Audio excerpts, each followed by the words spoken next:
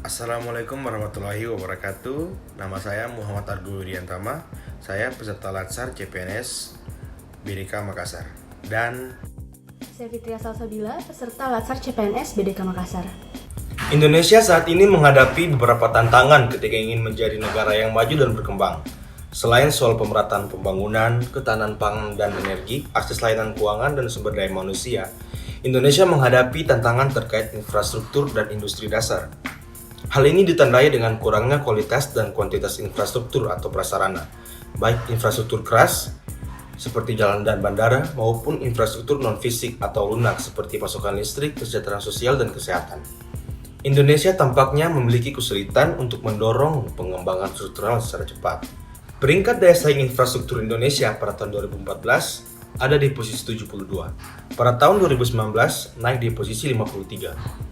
Kenaikan ini dikarenakan infrastruktur mulai dimasukkan dalam prioritas program pemerintah yang mana infrastruktur sangat berpengaruh pada perekonomian.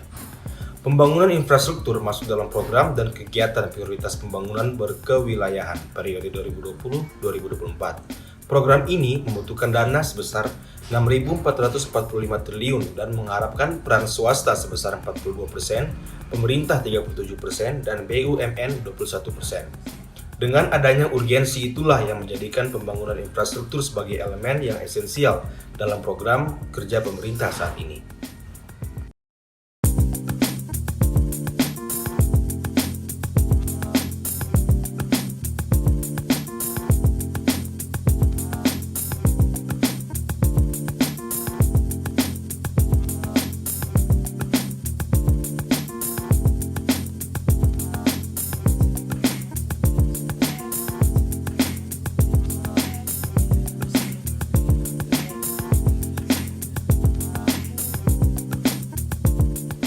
Banyak yang bertanya kepada saya, kenapa infrastruktur menjadi fokus dalam pembangunan di negara kita Indonesia sekarang ini.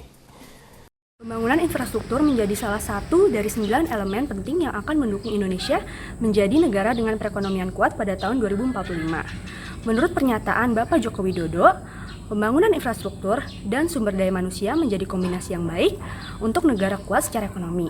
Asalkan tidak terjadi turbulensi politik pada tahun 2040 sampai 2045. Indonesia akan menjadi 4 negara besar dunia.